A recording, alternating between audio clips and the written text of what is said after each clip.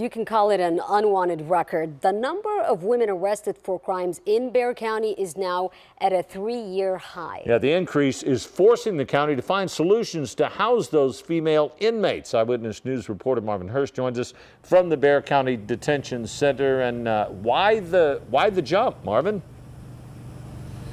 Well, Barry, the number of female inmates has been increasing across the country for the past 37 years. The root cause, layered and very complex. The result here in Bexar County, more women arrested here at the Bexar County Annex last month than in the past 3 years. Before Gladys Willis walked inside of these doors, she opened the cell of her personal prison. So I started to commit crimes, and I started stealing trucks, and I was selling them in Mexico. And I would never go back to that place. She's a 50-year-old recovering alcoholic, drug addict, former prostitute, drug dealer, and vehicle thief who had to give up her 5 children. I was getting very excited about committing crimes. It was like a high that I was feeling every time I would do something like that. For 26 years, that was her life. She isn't alone. The number of female inmates at the Bexar County Detention Center dramatically increased this year. Look, everything moves in trends, and at this point, we're seeing a higher trend in females. In July 2014, jail records show 615 women were locked up.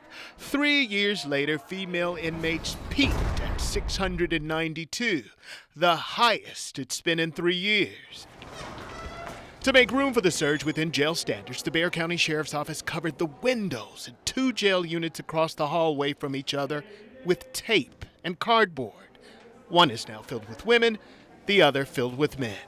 We took a unit that was traditionally a male unit. It was about halfway full. We moved those male inmates out to other parts of the jail, filled in some other spots, opened up that unit. Now we've got females in that unit.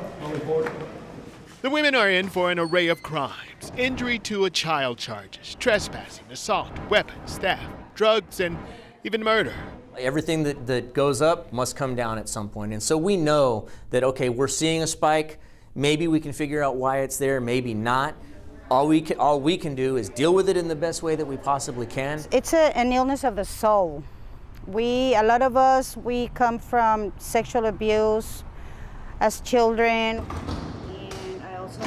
Like Willis, the root cause for the crimes run deep and play out criminally as these women try to escape their own prison. I don't got it yet, but I'm not where I used to be.